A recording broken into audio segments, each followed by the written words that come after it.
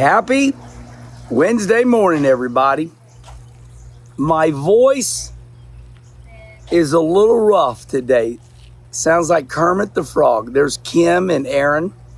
Aaron's a relative of ours, but he works for two men in a spa. Just a coincidence. And he cleans the hot tub for us and the swimming pool. He takes care of all that. I ain't got time for that shit. I don't want to hear how you guys do everything. Well, the reason I don't do all that stuff is because I'm busy. I'm racing my old dirt car. There's Lucy.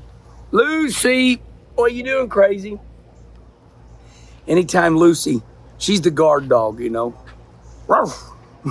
Get your ass out of here. Who are you? Okay, a lot on the docket today. So this could go a little over 8 minutes. I don't know, though.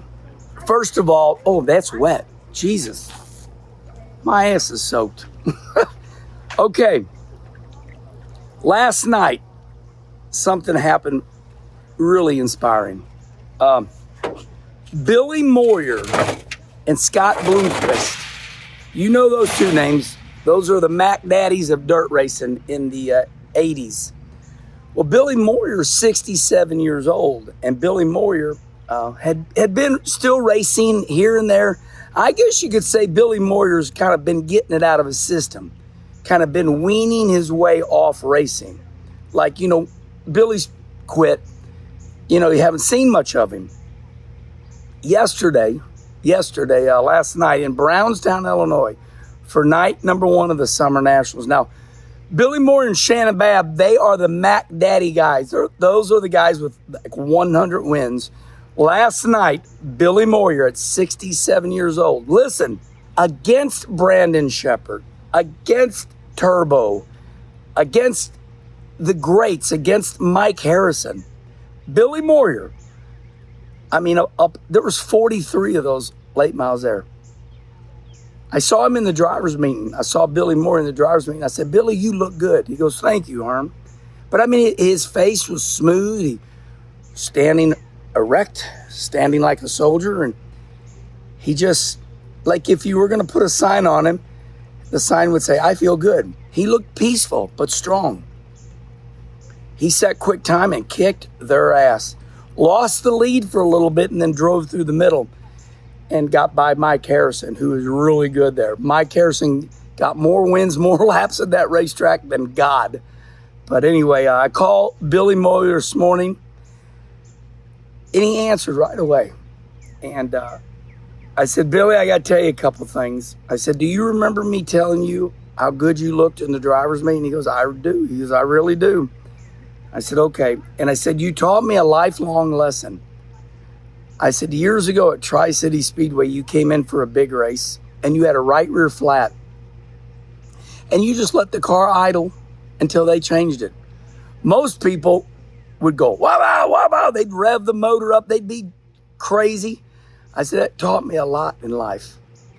As hyper as I am, you realize that those boys were changing that tire as quick as they could. And by you revving up the $60,000 motor, it ain't going to help.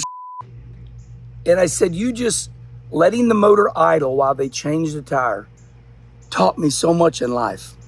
Because I'm hyper. And it taught me, calm down, Kenny. And then I said, the other thing is, man, you drove like you were 20 years old. Billy never dirt tracks the car. He just drives around it like asphalt. Like, you know, him and Bloomer made that famous. You know, we lost Scott Bloomquist. But anytime in the 80s, it was always, those two names were said in the same sentence. Billy Moyer and Scott Bloomquist. And we sure do miss Bloomer. But I'll tell you what, it was like a dream last night. Actually, I dreamed of Dick Trickle last night. In my dream, I was telling Dick, I said, Dick, yep, what you taught me, I teach the kids nowadays. And then the dream went away. Damn it, that's the part I forgot. What did I tell Dick Trickle in my dream? But Dick was always a philosopher, and Dick always taught me things. So I take tidbits of information from everybody, even Billy Moyer, even when he doesn't know he's giving it out. So Congratulations. Damn, 5 minutes of Billy Moyer this morning and didn't even plan on it. All right. For the real subject, I'm not going to say my very good friend's real name. But John is a very smart man. And I knew this was coming. John's got a lot of money, but John don't want to spend any of his money. And I admire that. So all of a sudden, John piped up the other day and said, looked me right in the face and said, I'm going to be a minimalist. I kind of laughed at myself and I said, that don't surprise me. I knew that was coming. Do you ever know people that got money, but they're afraid they're going to live to 100 and they might need it all? That's John. Hey, I'd rather John be like that than to go broke. John is a very smart man, extremely smart, great friend. And he said, I'm going to be a minimalist. And I thought to myself, what makes a person become a minimalist? Now, let me explain to you what a minimalist is. First of all, the word minimal. Minimal means very little. Okay? Minimal means very little. You know, just put in the minimal amount, the minimum amount, and then you add IST onto it. I'm going to live my life like a minimalist. Everything I do is going to be right-sized. That's where I come in. I've right-sized my whole life. Oh, hell, I could have spent a lot more money. I could have had a lot more things. And did you know this year, I have become a minimalist. There's things that I wanted, and I told my wife, Kim, I said, Kim, this year, we're going to take it easy. We're not, last year I bought her a Suburban. I spent a lot of money last year. I didn't acquire things. When I spent that money last year, I didn't get all this stuff, but I just spent some money last year on good things, but just, I spent some money. So this year I said to myself, and I haven't announced it to my family, but I did tell Kim, we're going to right size this year. But I've already been right sizing, but this year we're not going to spend money on stupid shit. That f***ing gnat, get out of here. I'll kick its ass. Another gnat come around me, I'm going to kick its ass. And they better know, because I will. I'll kick a gnat's ass if it's so much comes around me next time. So a minimalist means that, you know what? I got money. I'm going to keep it. So I'm going to have very little in my life. And it's going to make me happy because I won't have stuff. Check out that joke by George Carlin. It's a monologue, and boy, it's good. It's called Stuff. And he's like, what do you got in your attic? Stuff. What's in your basement? Stuff. What's in your drawers? Stuff. It's like when somebody gets ready to move and they're like, oh, we don't have very much stuff. And then you start moving, you're like, holy shit, where did we get all this stuff? Stuff. What is the word stuff? Stuff. It's like, why do I have this stuff? Like me in my closet. Okay, I understand John wanting to be a minimalist, and I'm going to keep an eye on it. I will never see him being a minimalist, but I'm going to ask him about it. But I want to tell you about me and right-sizing. Ashok Chudgar, my CPA accountant, I always tell you, he's my life coach. I said, Ashok, I'm gonna downsize. In America, the word downsize, he's going broke, he's going to downsize. Oh, he's downsizing, he ain't got no money. And I told Ashok, I said, I want to downsize. He goes, no, my friend, in that India accent. No, my friend, you're going to right size. You're going to make things right. And I've told this story before on here. And I told it to Kevin Harvick, and Kevin Harvick stared me right in the face. He goes, I like that. So I want to share a story with you about minimalizing and right sizing. I've told this story before, but y'all probably weren't listening. I had a Harley. I had a motorhome. I had an airplane. And I had a Rolex watch. Let's start with the motorhome. The motorhome I needed because I was racing and there was 200,000 people in the grandstands, and you could not stay in a hotel because You couldn't leave early enough to get to the racetrack. So once you got to the NASCAR tracks, you had to plant yourself there inside the circle. Because if you left the circle, if you left the racetrack, you couldn't get back in because it was packed. Try to leave Busch Stadium with 30,000 people, 20,000 people. You know, it's funny when people joke, hell, there ain't nobody there. There's only 60,000 people. I'm like, okay, dummy. Try to leave a racetrack with 60,000 people. Listen how dumb you sound. 60,000 people is a massive amount, a lot of people. That's a lot of cars. So anyway, I justified, like Dick Trickle said, as long as you can justify it, I justified having the motorhome. I had an airplane. I justified having the airplane because I had to fly around and do all the square D appearances. And I couldn't do it with a damn commercial airplaner. I bought that Rolex watch and I bought that Harley Davidson because, as Schrader said, now this is a joke. If you want something bad enough, damn it, you must need it. So I realized my career wasn't going where I wanted it to be. And you know, I was making killer money. I was making millions of dollars a year. That's just a little innuendo, but I don't mind telling you because I'm not going to tell you what I made, but I'm going to just tell you I was making millions of dollars per year. And I owned a King Air 200, which was a great airplane, by the way. I owned a beautiful motorhome, and I had a motorhome employee who drove it. I had a pilot, and I had all these things, and it was glorious. And I was not out spending myself. I had plenty of money, paying everybody. And one day I went to watch my daughters, Brandy, Brittany. Brooke doesn't like playing sports, but I watched Brandy, Brittany. I watched them play softball.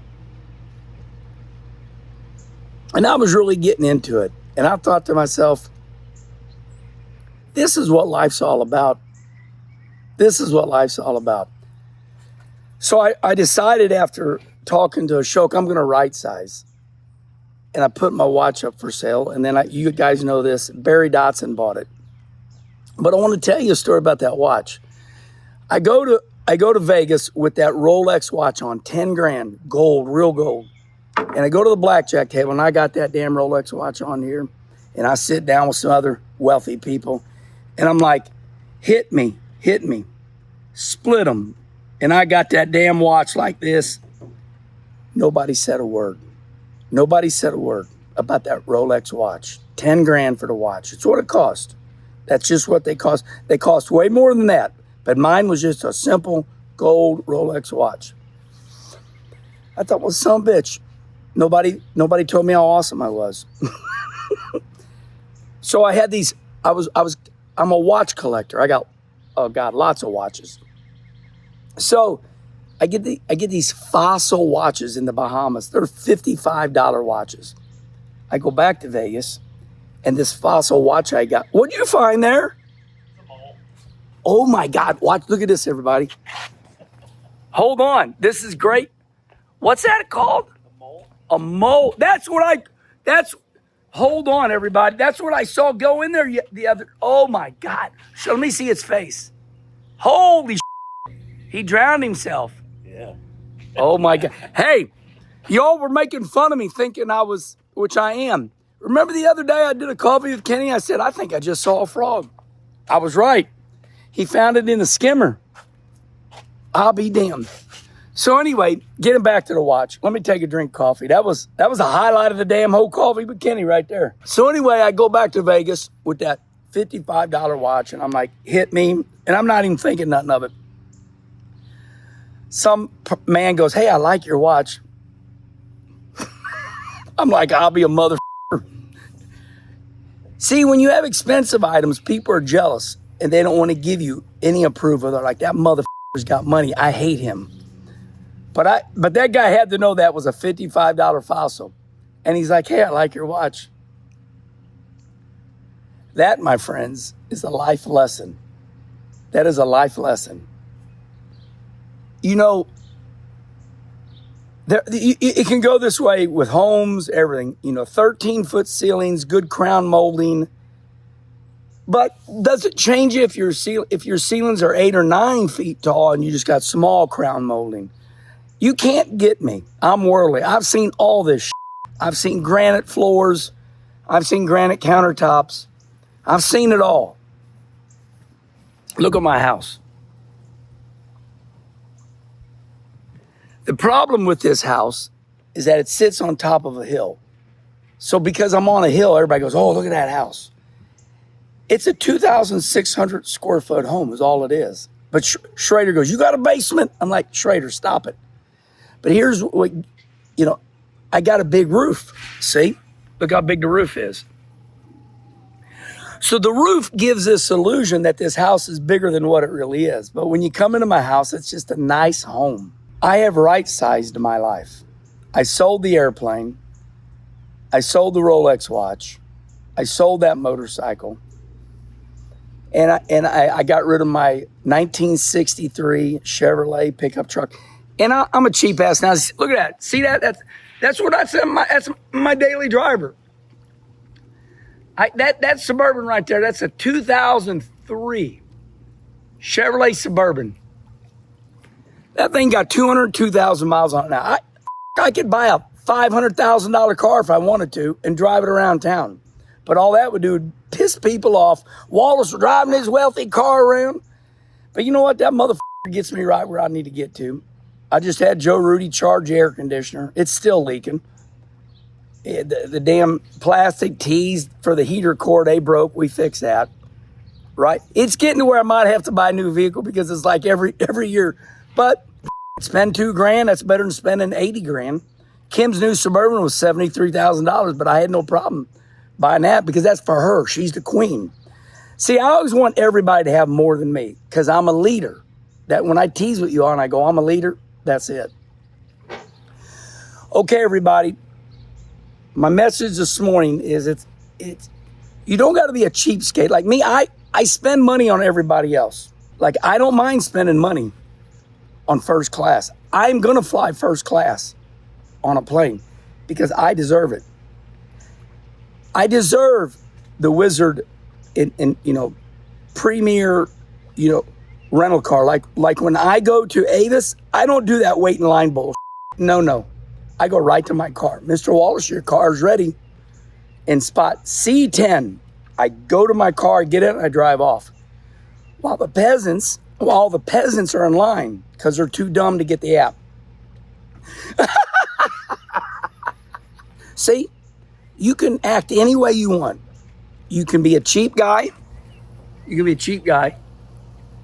Which I'm cheap. But I'm not waiting in a line for a rental car. I'm going to get the app and I'm going to go straight to my car. And it doesn't cost any more money. It's cheaper because I travel a lot. So here's what I've learned in life. It's not about spending money. It's about being streamlined. I know this was long, but it was one hell of a coffee with Kenny, and it's a great message. Don't worry about spending money. Streamline your life. Make your life easier. Have a great Wednesday, everybody.